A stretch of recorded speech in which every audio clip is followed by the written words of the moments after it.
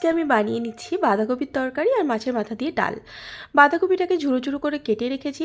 এখানে দুটো মিডিয়াম সাইজের আলু নিয়েছি, ডুমো ডুমো করে কেটে রেখেছি।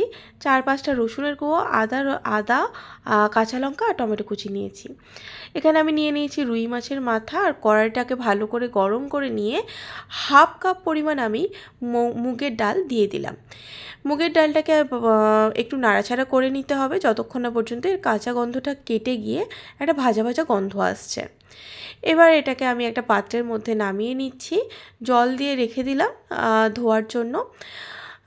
এবার আমি কড়াইটাকে ভালো করে গরম করতে দিলাম, আর মাছের মাথাটাকে আমি নুন আর হলুদ দিয়ে ভালো করে ম্যারিনেট করে নিচ্ছি। আচ্ছা, আমি এখানে নিয়ে নিয়েছি রুই মাছের মাথা, কেউ চাইলে এখানে কাতলা মাছের মাথাও ইউজ করতে পারেন। কড়াইটা ভালোভাবে গরম হয়ে গেছে। এখানে আমি নিয়ে নিচ্ছি রাইস ব্র্যান্ড অয়েল, 4 চামচ পরিমাণ আমি রাইস ব্র্যান্ড অয়েল এখানে নিয়ে নিয়েছি। তেলটা ভালোভাবে গরম হয়ে গেলে এখানে আমি দিয়ে দিচ্ছি আলুগুলো। প্রথমে আমি আলুগুলোকেই ভেজে রাখছি, বাঁধাকপির তরকারিটা আমি পরে রান্না করব। এর মধ্যে আমি দিয়ে দিলাম পরিমাণ মতো নুন আর সামান্য একটু হলুদ গুঁড়ো। ভালোভাবে নাড়াচাড়া করে নিচ্ছি আলুগুলো, এদিক ওদিক ভালোভাবে নাড়াচাড়া করে নিয়ে এটাকে ঢাকনা দিয়ে আমি রেখে দেবো যতক্ষণ না পর্যন্ত আলুটা হাফ সেদ্ধ আর লাল লাল হয়ে আসছে। ঢাকনা দিয়ে আমি রেখে দিলাম আলুটা। এবার আমি ডালটাকে ভালোভাবে ধুয়ে প্রেশার কুকারের মধ্যে নিয়ে নিলাম। 1 কাপ পরিমাণ মতো জল দিয়ে নিয়েছি, হাফ চামচ পরিমাণ মতো আমি নুন, অল্প পরিমাণ হলুদ গুঁড়ো, 2টো কাঁচা লঙ্কা দিয়ে প্রেশার কুকারের ঢাকনাটা এঁটে দিলাম। এবার আমি হাই টু মিডিয়াম ফ্লেমে 2টো সিটি দিয়ে নেব ডালটায়। এদিকে আলুটাও আমাদের ভাজা ভাজা হয়ে এসেছে, লাল লাল হয়ে গেছে। ভালোভাবে উল্টে পাল্টে নেড়ে ছেড়ে একটা পাত্রের মধ্যে আমি তুলে রেখে দিচ্ছি। ওই তেলের মধ্যেই আমি দিয়ে দিচ্ছি মাছের মাথাগুলো। মাছের মাথাগুলো এক এক করে আমি দিয়ে দিলাম। এটাকে 5 মিনিট পরিমাণ মতো বা 5 মিনিট সময় মতো আমি ঢাকনা দিয়ে ভেজে নিচ্ছি। এক পাশটা হয়ে গেলে অপর পাশটাও সেম একই 5 মিনিট আমি ঢাকনা দিয়ে ভেজে নিচ্ছি। লাল লাল করে আমি এই মাছের মাথাটাকে ভেজে নিয়েছি, একটু কড়া করেই ভাজলে ভালো হয়। এবার একটা পাত্রের মধ্যে নামিয়ে রেখে এটাকে আমি গরম অবস্থাতেই ভেঙে নিচ্ছি। একদম গুঁড়ো গুঁড়ো করে আমি ভেঙে নিয়েছি মাছের মাথাগুলো। ওই কড়ার মধ্যেই আমি কোনো আর তেল অ্যাড করছি না। যে তেল আছে এই তেলের মধ্যেই একটা এলাচ আর একটা তেজপাতা আমি অ্যাড করে দিলাম। এর মধ্যে দিয়ে দিচ্ছি অল্প পরিমাণ আদা কুচি আর রসুন কুচি। এই আদা আর রসুনটাকে ভালোভাবে ভেজে নিতে হচ্ছে, একটু লাল লাল করে আমি ভেজে নেব। আর এদিকে একটা মশলা আমি আবার তৈরি করে নিচ্ছি। একটা পাত্রের মধ্যে আমি নিয়ে নিচ্ছি হলুদ গুঁড়ো 1 চামচ, জিরের গুঁড়ো 1 চামচ, কাশ্মীরি লঙ্কার গুঁড়ো 1 চামচ আর নুন 1 চামচ। এটাকে সামান্য একটু জল দিয়ে ভালো করে পেস্ট বানিয়ে নিচ্ছি। এদিকে আদা আর রসুনটাও ভালোভাবে ভাজা হয়ে গেছে। এবার এর মধ্যে আমি দিয়ে দিচ্ছি এই পেস্টটা। এবার এই বাটিটা একটু জল দিয়ে ধুয়ে এর মধ্যে অ্যাড করে দিচ্ছি। ভালোভাবে মশলাটাকে নেড়ে চেড়ে নিতে হবে।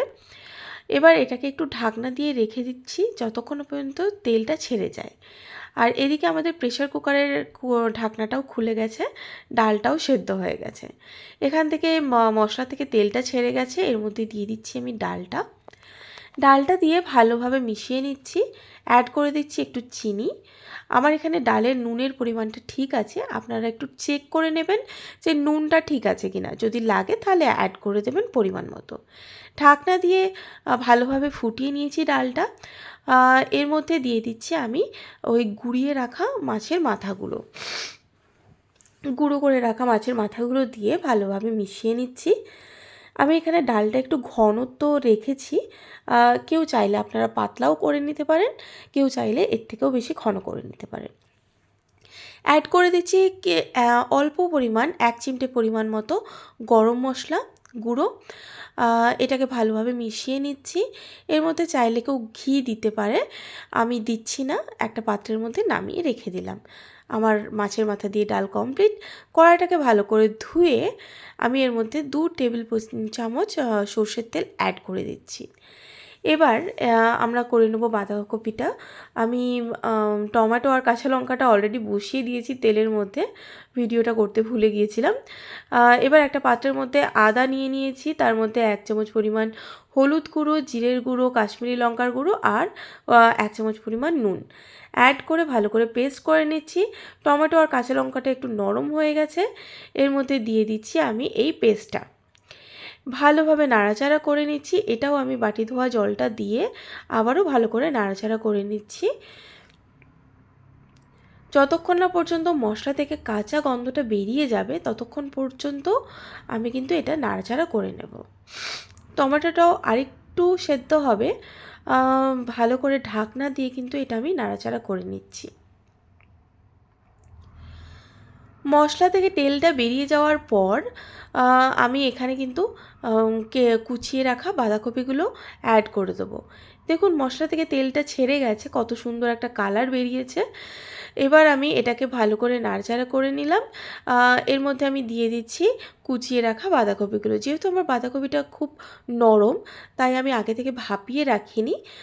যদি বুড়ো বাঁধাকপি হয় বা একটু বড় সাইজের বাঁধাকপি হয় তাহলে কিন্তু ভাপিয়ে রাখা উচিত, তাহলে তাড়াতাড়ি রান্নাটা হবে।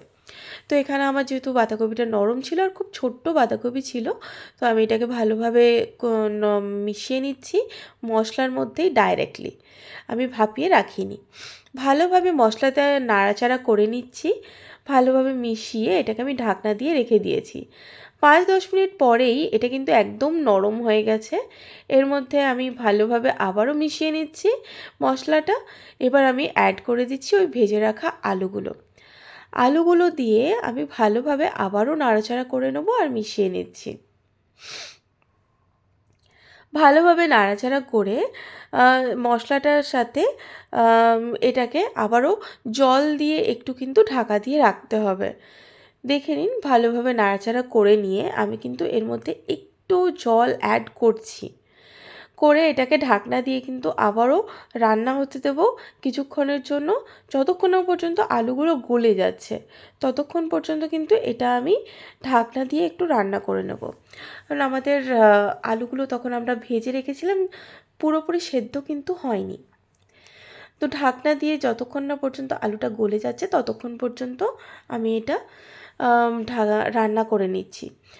আলুগুলো মোটামুটি আমাদের সেদ্ধ হয়েই গেছে, তাও এখানে একটু জল রয়ে গেছে, তো একটু ফ্লেমটা হাই করে জলটাকে শুকনো করে নিচ্ছি। এখানে চাইলে কেউ চালের গুঁড়ো অ্যাড করে দিতে পারেন, চালের গুঁড়ো অ্যাড করলে কিন্তু খুব ভালো টেস্ট আসে। এর মধ্যে আমি দিয়ে নিচ্ছি জিরে আর গোলমরিচের একটা ভাজা মশলা 1 চামচ পরিমাণ। এটা আমার অল টাইম রেডিই থাকে। তো এই এই মশলাটা খুব ভালো টেস্ট বাড়ায় তরকারিতে। তো এটা দিয়ে নাড়াচাড়া করার পর আমি এখানে একটু সামান্য পরিমাণ গরম মশলার গুঁড়ো অ্যাড করে দিয়েছি আর একটু সামান্য পরিমাণ ঘি অ্যাড করেছি। ভালোভাবে নাড়াচাড়া করে নিচ্ছি। আমাদের কিন্তু বাঁধাকপির তরকারি একদম রেডি। এটা এটা আমাদের পরিবেশনের জন্য কিন্তু একদম তৈরি। এবার এটাকে গ্যাসটা অফ করে নামিয়ে নিলাম বাঁধাকপির তরকারিটা। গরম ভাতে আমাদের এই মাছের মাথা দিয়ে ডাল আর বাঁধাকপির তরকারি অসাধারণ কম্বিনেশন। একটু সামান্য চিনিও আপনারা অ্যাড করে দিতে পারেন। কেমন লাগলো আজকের রান্না অবশ্যই আমাকে জানাবেন। Thank you.